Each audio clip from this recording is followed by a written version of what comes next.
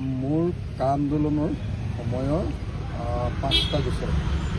এখনত 7টা গোচৰ আছে ন টোটেল 7টা গোচৰ আছিলে মুঠ কা আন্দোলনত মোক 24টা গোচৰ লগাইছিলে গোটেই অসমত তাৰ ভিতৰত ইয়াত 5টা নে কেইটা আছে 5টা নে 5টা মানে আছে চাগে সেই গোচৰবিলাকৰ কোনোবাটোত চাৰ্জ ফ্ৰেম হৈছে কোনোবাটো চাৰ্জ ফ্ৰেমিঙৰ হেৰি চলি আছে আৰু কোনোবাটো আকৌ কমিট কৰিবলৈও বাকী আছে গতিকে কা আন্দোলনৰ সেই গোচৰবিলাক চলি আছে আমি যিবিলাকে কম্প্ৰমাইজ নকৰাকৈ আন্দোলন কৰিছিলোঁ তেওঁলোকৰ ওপৰত গোচৰ দিয়া হৈছিল আমি যিবিলাকে সঁচা সঁচিকৈ অসম মাতৃক ভাল পায় আন্তৰিকতাৰে সৈতে আৰু জেনুইনলি আন্দোলন কৰিছিলোঁ সেইবিলাকৰ ওপৰত গোচৰ দিছে আৰু যিবিলাকে মানে আপোনাৰ মানে নাম চাম ভালেই কৰিছে কিন্তু জেনুইনলি লগা নাছিলে তেওঁলোকতো কোনো গোচৰত আমি থকা দেখা নাই আজিৰ দিনতো আপোনালোকে নিশ্চয় দেখিছে যে বেছিভাগ ঠাইতে অকল কৃষক মুক্তি মানুহকেইটাই বেছিভাগ নহয়নে খুব কম আৰু দুটা এটা সংগঠন আছে কিন্তু বেছিকেলি কৃষক মুক্তি সংগ্ৰাম সমিতিৰ লগত জড়িত মানুহখিনিকে গোচৰবিলাক কাটি দিয়া হৈছে যিবিলাকে আমি একদম জেনুইনলি বিজেপিক বিৰোধিতা কৰোঁ যিবিলাকে আমি সঁচাকৈ আইনখনৰ জেনুইন বিৰোধিতা কৰিছিলোঁ আৰু এতিয়াও কম্প্ৰমাইজ নকৰাকৈ যিবিলাকে আছোঁ আজিৰ দিনটোত যদি গভৰ্ণমেণ্টৰ লগত যদি কম্প্ৰমাইজ কৰি দিলেহেঁতেন মোৰ 165টা গোচৰ তাৰ ভিতৰত বাৰু 40টামান শেষ হৈছেগৈ এতিয়াও ধৰক আপোনাৰ কমেও 125টামান আছেগৈ 125টা গোচৰ মই একেদিনাৰ ভিতৰতে শেষ কৰি পেলাব পাৰোঁ কম্প্ৰমাইজ যদি কৰোঁ কিন্তু কম্প্ৰমাইজ নকৰাকৈ আমি যিবিলাকে এনেকৈ আপোচবিহীনভাৱে জাতিটোৰ কাৰণে লাগি আছোঁ সেই মানুহবিলাকৰ ওপৰত এনেকুৱা ধৰণৰ গোচৰবিলাক আছে সেইকাৰণে মই ভাবোঁ যে আজি আকৌ যেতিয়া কা আইনখনৰ অধীনত যেতিয়া অসমৰ 69,590 গৰাকী ডিক্লেয়াৰ্ড ফৰেনাৰ তেওঁলোকক বিদেশী বুলি ইতিমধ্যে কোৰ্টে ঘোষণা কৰি দিলে ডিক্লেয়াৰ্ড ফৰেনাৰ হিন্দু বেংগলী তেনেকুৱা বাংলাদেশী বুলি কয় যান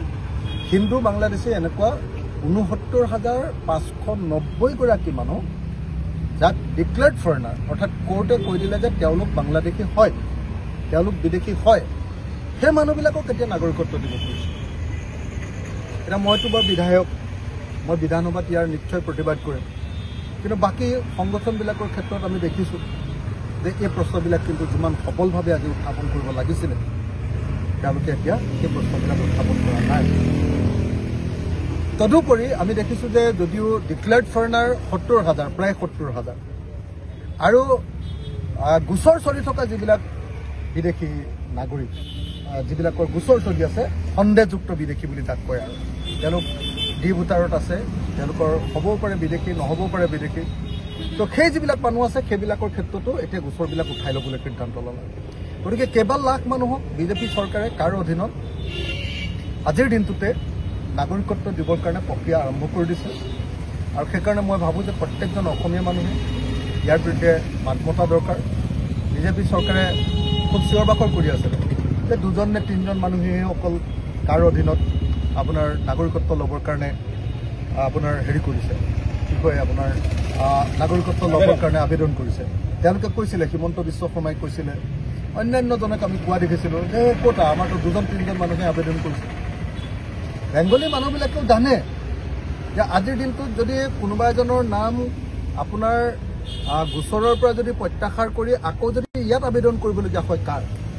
তেতিয়াহ'লে তেওঁলোক যে বিদেশী আৰু বিদেশী হোৱাৰ কাৰণেহে যে তেওঁলোকে কাৰ অধীনত যে এনেকৈ আবেদন কৰিব লাগিব সেই কথাটোতো ডিক্লেয়াৰ হৈ যাব অসমত বিদেশীয়ে নাগৰিকত্ব পাইছে কোন কোন বিদেশীয়ে পাইছেতো আমি চিনি পাই যাম নাগৰিকত্ব পোৱা মানুহবিলাকৰ কোনে কাৰ অধীনত বিদেশী নাগৰিকত্ব পাইছে চিনি পাই যাম গতিকে বিজেপিয়ে যিমানেই যি নকক লাগিলে হিন্দু বেংগলী মানুহবিলাকৰ কাৰণেও যে আচলতে একো ভাল কাম কৰা নাই বাকী হিন্দু বেংগলী মানুহবিলাককতো সন্দেহৰ আৱৰ্তত পেলালেই তদুপৰি দেখা গৈছে যে যিবিলাক মানুহে এতিয়া কাৰ অধীনত আবেদন কৰিব সেই মানুহবিলাকক সদায় জীৱনজুৰি তেওঁলোক বিদেশী বিদেশী বিদেশী বুলি সদায় চিঞৰি থাকিব মানুহে আৰু তেওঁলোক যিকোনো সময়তে বিপদত পৰাৰ সম্ভাৱনাই থাকিব গতিকে সামাজিকভাৱে বিপদত পৰাৰ সম্ভাৱনা থাকিব গতিকে মই ভাবোঁ যে এই কা আইনখন এখন অত্যন্ত অসাংবিধানিক সাম্প্ৰদায়িক আইন। এই আইনখন বাতিল কৰিব লাগে। আজিৰ দিনটোত 5টা গোচৰত ডিব্ৰুগড় কোৰ্টত কেৱল ডিব্ৰুগড় কোৰ্টত 5টা গোচৰত উপস্থিত হৈ মই কা আইনখন আকৌ এবাৰ বাতিল কৰিবৰ কাৰণে চৰকাৰৰ ওচৰত দাবী উত্থাপন কৰিছোঁ। পুনৰ